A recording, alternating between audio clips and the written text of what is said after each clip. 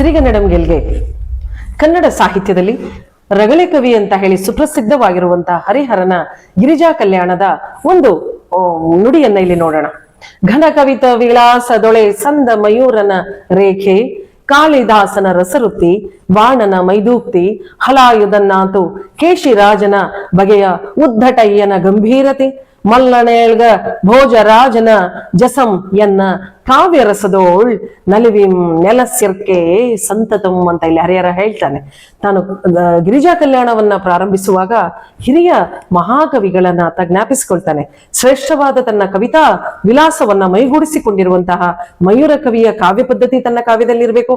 ಕಾಳಿದಾಸನ ರಥೋತ್ಕರ್ಷ, ರಸಾಭಿವ್ಯಕ್ತಿ, ಬಾಣಕವಿಯ ಮೃದು ನುಡಿಗಳು, ಹಲಾಯುಧ ಕವಿಯ ಪ್ರತ್ಯುನ್ನತೆ, ಕೇಶಿರಾಜನ ರೀತಿ, ಉದ್ಧಟ ಕವಿಯ ಗಾಂಭೀರ್ಯ, ಮಲ್ಲಣನ ಕವಿಯ ವೈಶಿಷ್ಟ್ಯ, ಭೋಜರಾಜನ ಯಶಸ್ಸು ಎಲ್ಲವೂ ತನ್ನ ರಸಕಾವ್ಯದ ವಾಹಿನಿಯಲ್ಲಿ ಯಾವಾಗಲೂ ನೆಲೆಸಿರಲಿ.